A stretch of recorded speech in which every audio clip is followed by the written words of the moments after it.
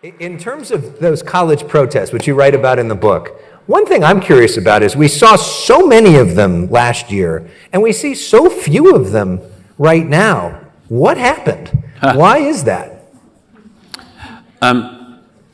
It's, I do write about the student protests because it's very important. At the same time, I think it's important not to overstate. At the same time, you can't overstate and you shouldn't understate it. But these are elite institutions that turn out to be the most rotten. And this is a very big challenge for all of us in the rest of the West. It isn't the case that, technical colleges have had students dressing up as Hamas for the last 20 months or whatever. It isn't the case that in good community colleges, these young people are going off and deciding actually they're going to litigate a conflict in a... Because they got to work. They got to work. They got jobs. They're going to become useful people. Right. And it's a problem we have in all of our countries in the West at the moment with elite institutions. And this is a bit of a surprise in some ways. I mean, everybody knows from the 1960s and everything, and again, it's relevant to where we are. There were...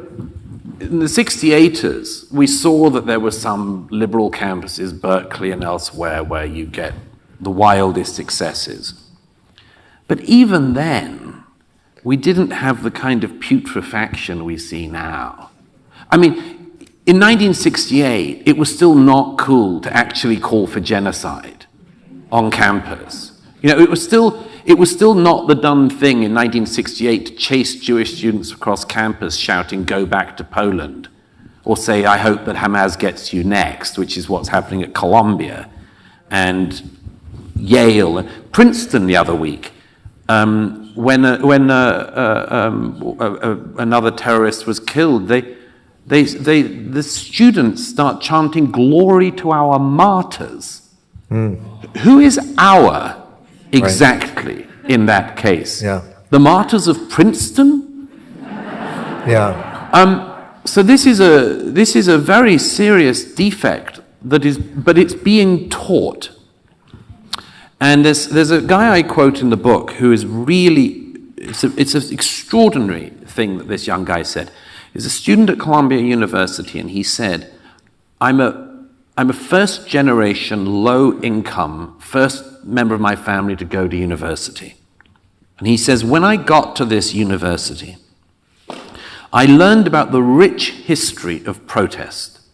And I remember thinking, when it kicks off again, I want to be at the center of it.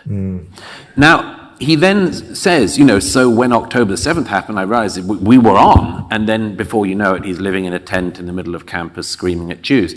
But just consider what has gone wrong in that. I would like to think that this young guy can at some point deprogram from the death cult he's found himself worshipping.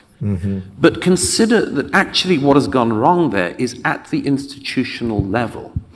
Why is an American university, partially funded by taxpayer money, telling a student coming up, being given the best chance they have in their life as the first member of their family to get that chance, that to be a student at a university in America in the 2020s, your best use of your time is to be turned into a radical automaton? Why are we telling them why are they encouraged to believe they should become activists instead of doing something with their lives, contributing to the world, contributing to their country? This is something we need to deprogram the universities, but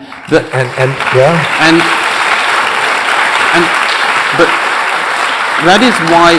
And not only activists, but activists for a different country, not even dealing with issues around the university. I mean, it's amazing that some kid who's, just got to an Ivy League suddenly seems to think they're an expert in urban warfare in a far-off continent. But this is something that needs to be tackled. My own belief is that what the Trump administration has been doing is absolutely right, and I'd like to see them do more. I think, by the way, I was talking about this with somebody from Harvard the other day who thought the president had gone in with a rather heavy hand by stripping their charitable status and so on, and stopping the access of foreign students. But I think most American taxpayers are rather surprised to discover that they are supplementing the income of Harvard to the extent that it is bringing in 30% foreign students. I'm not sure the American taxpayer is aware that they're underwriting not the education of Americans, but the education of the world. And these institutions were not set up for this.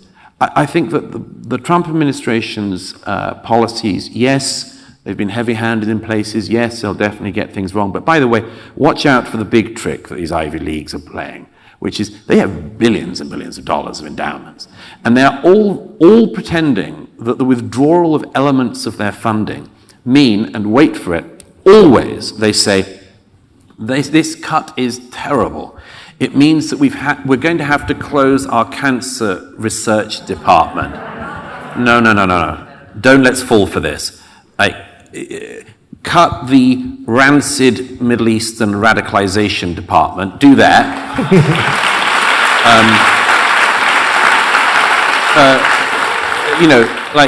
Cut off the limb of the whatever it is, lesbian interpretive dance degree class. Get rid of the stuff that's no use. Get rid of the stuff that's no use, it's bogus degrees, where students get heavily into debt for degrees that'll get them nowhere job-wise.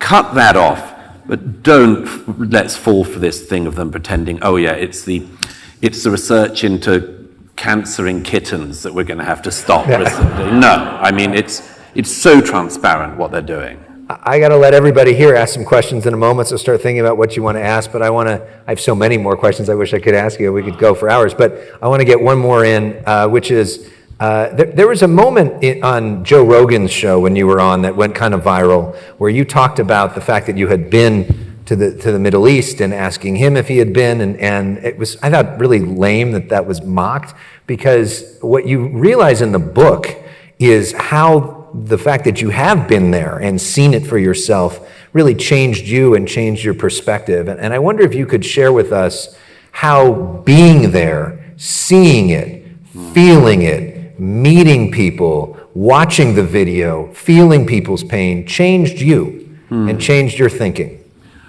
Well, just on that Rogan thing, yeah, that was rather strange. I'll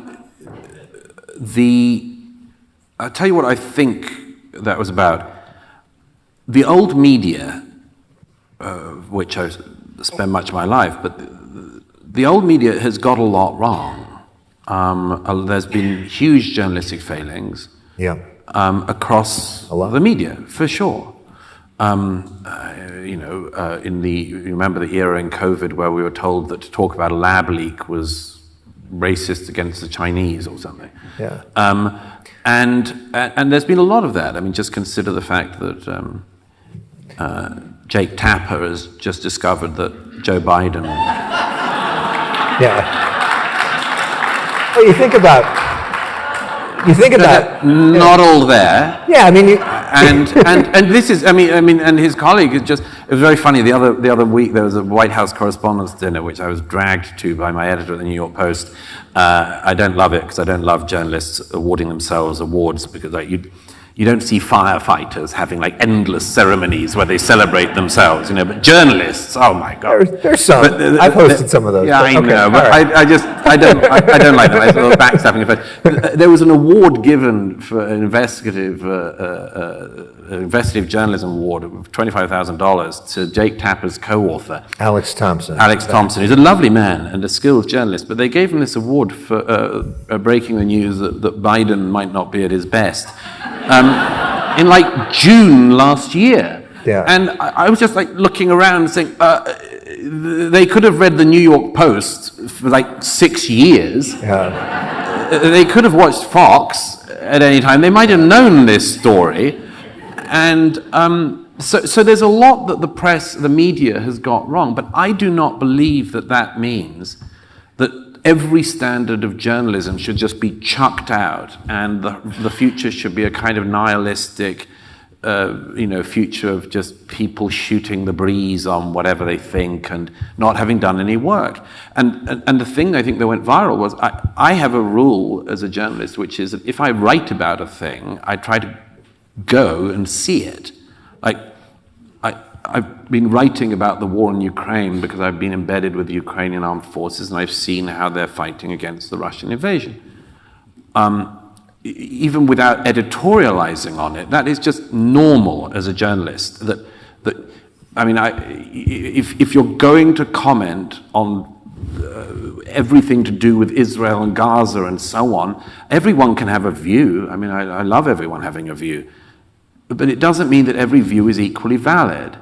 And it doesn't mean that someone who has literally never been to a region should be regarded as a great expert on the place, because I know that as a writer and as a journalist, you have to put in the legwork. Right. And that means going to places you sometimes don't want to go to and seeing things you might not want to see and reporting back. And I'm not willing, just because the old media has made mistakes, to just give up on that. And the example I gave was, imagine if there was a Chinese journalist we found out, writing in Chinese state media, who was writing a column every week about the United States and seemed to be under the impression that the situation of black Americans in the United States in the 2020s was a situation of black Americans in the 1790s.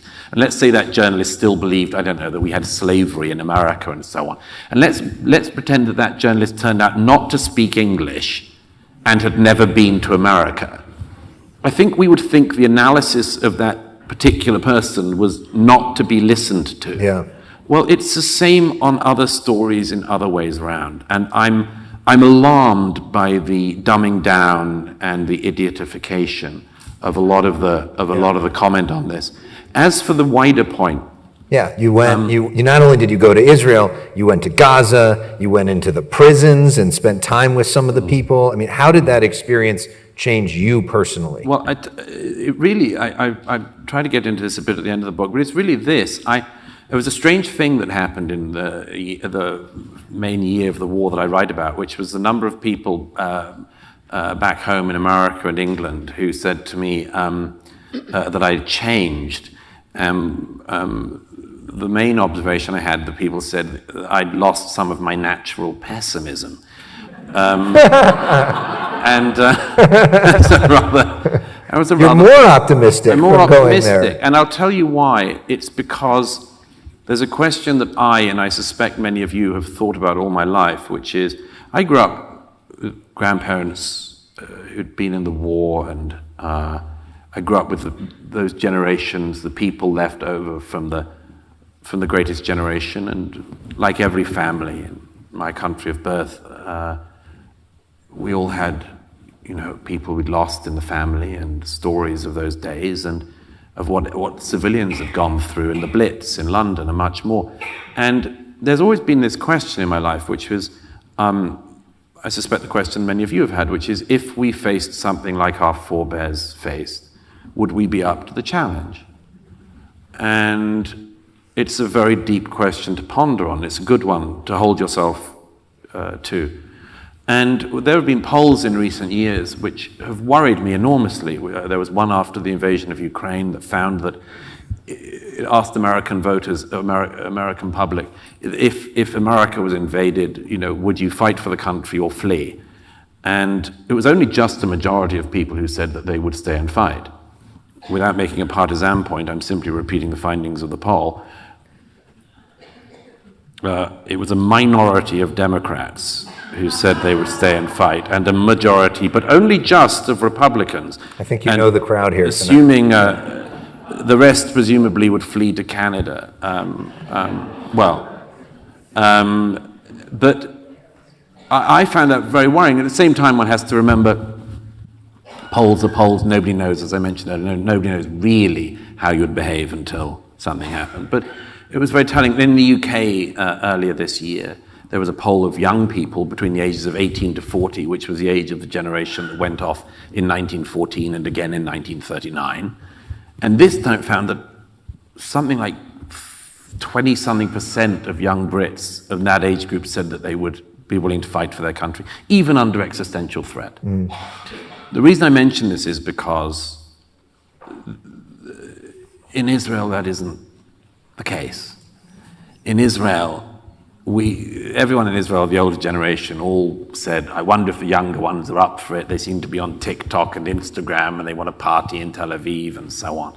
But, on October the 7th, a moment of enormous trial came, and the young men and women of Israel stood up, and wow, did they stand up. And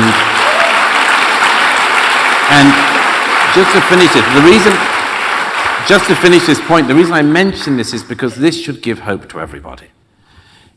It can be the case that if you educate people well, if you bring them up with a real and deep love of their country, of their faith, of their family, their tradition, if you bring them up with all of that, then if they do get tested as our forebears were, then they could step up too. Yeah. But this to me is the answer to it. And I'll just finish by saying that to me has been, and I say this at the end of the book, that has been the biggest realization I've had, is that the death cults say, we love death even more than you love life. And the answer to that is, we do not apologize for cherishing life. We will not apologize for loving life. In fact, it's why we'll win.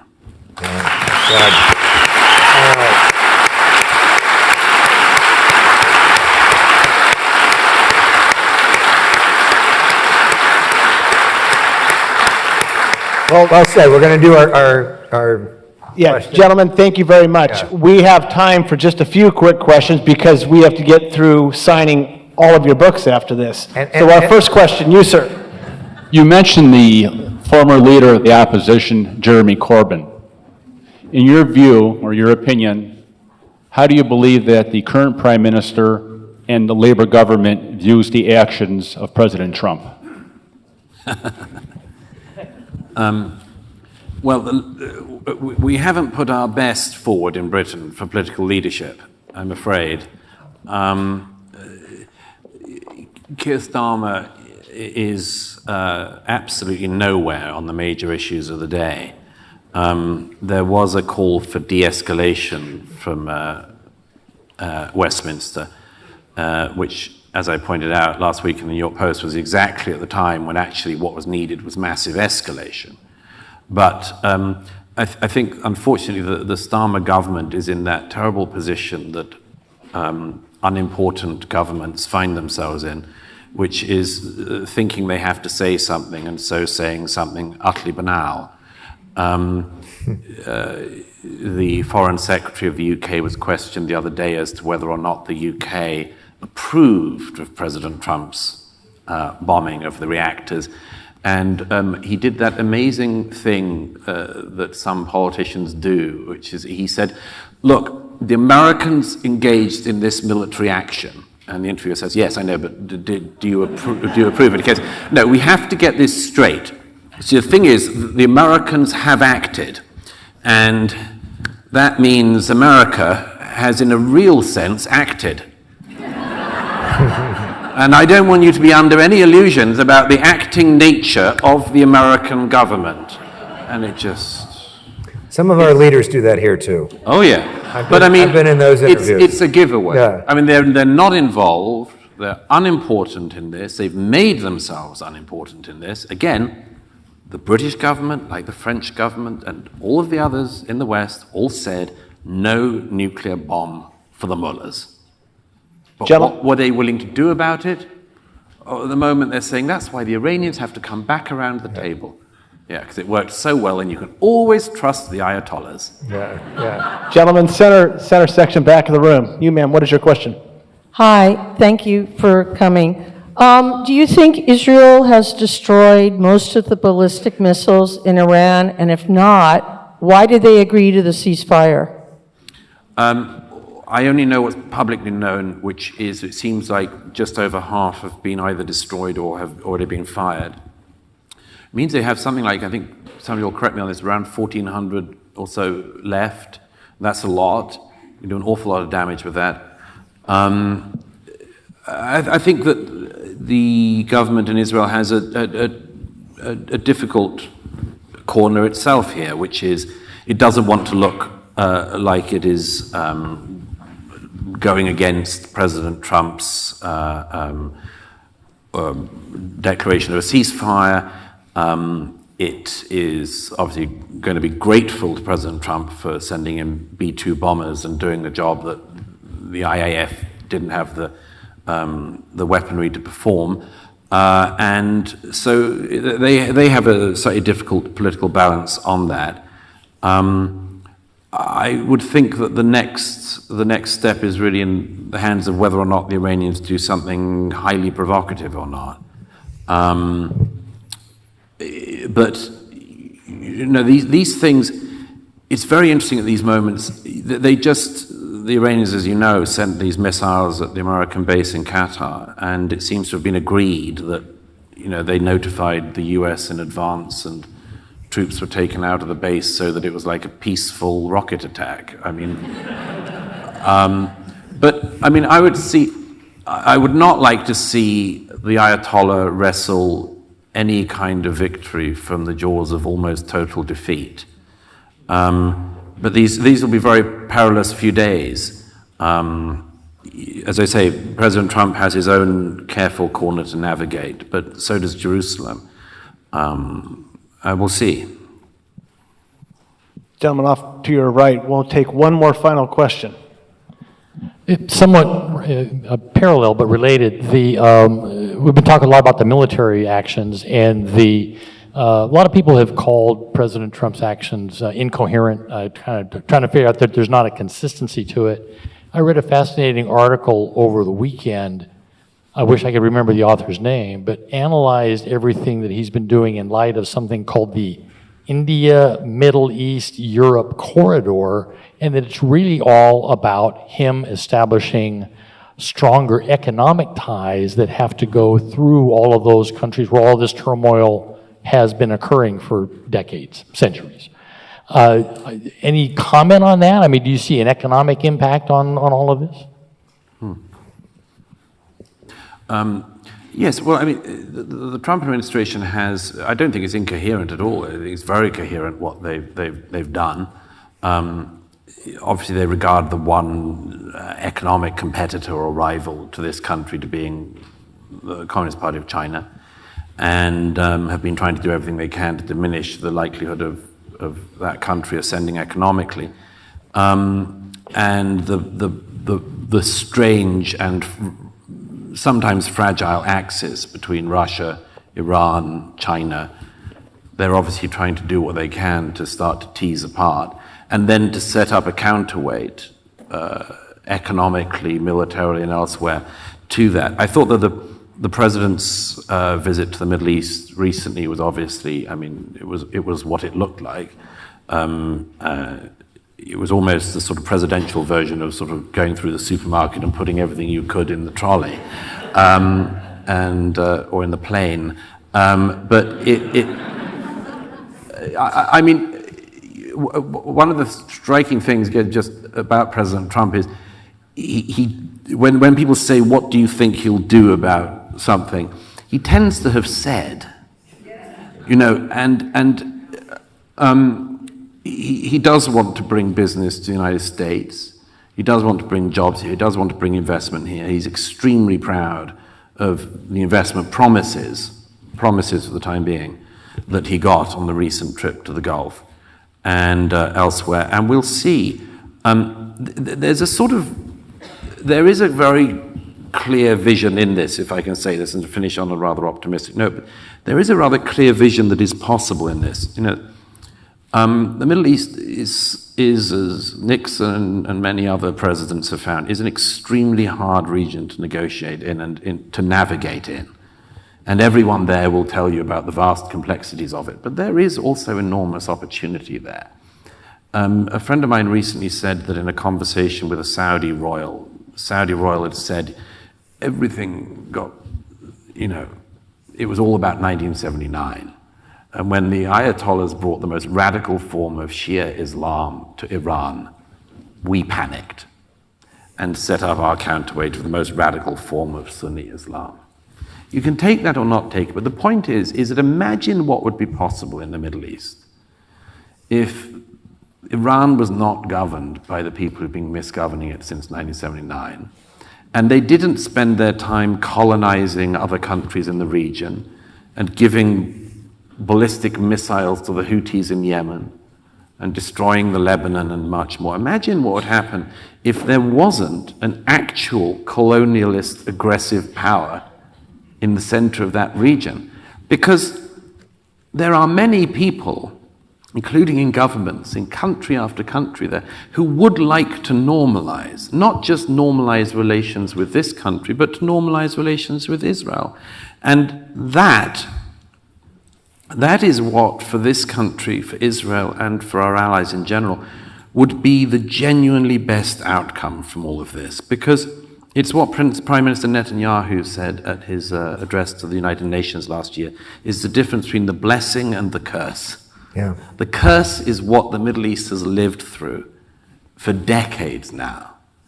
Rapacious stealing of wealth by the governing families and others, the indoctrination of the young, the radicalization of the young, a total inability to bring people up socioeconomically. I mean, anyone who's been to countries like Egypt will know you just have young men, let alone the women, just with nothing to do and no prospects.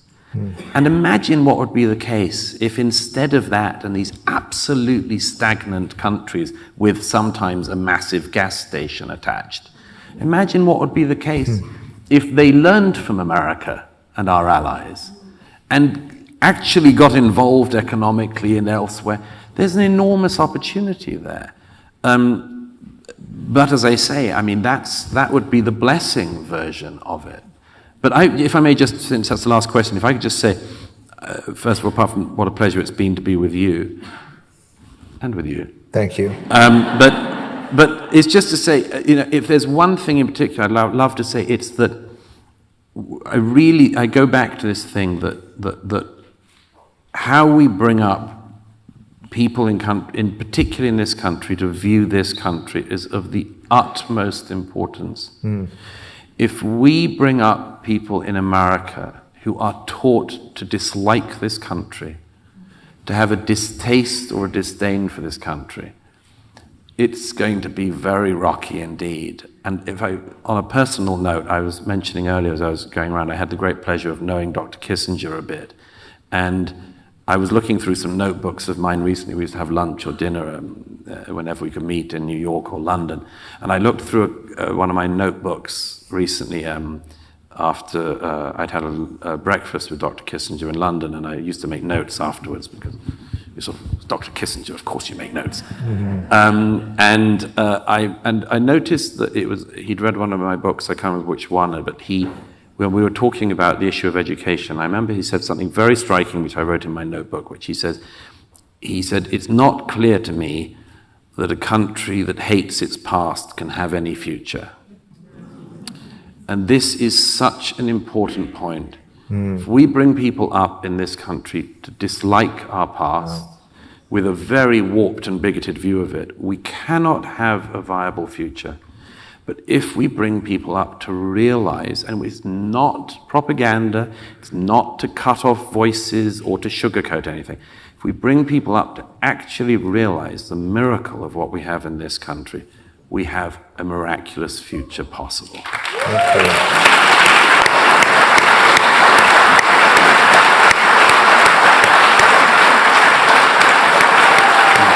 Thank you. If I may, Just real quickly, I just want to say thank you for doing this. Thank you for hosting us. And you know what gives me hope also is the fact that all of you showed up tonight, that you care. And a big part of what he's talking about is getting citizens, the most important job that we have, to be active and educated, to learn about these issues, and be willing to be engaged in your communities. So thank you for coming out. Thank you for being willing to learn. Thank you for showing up.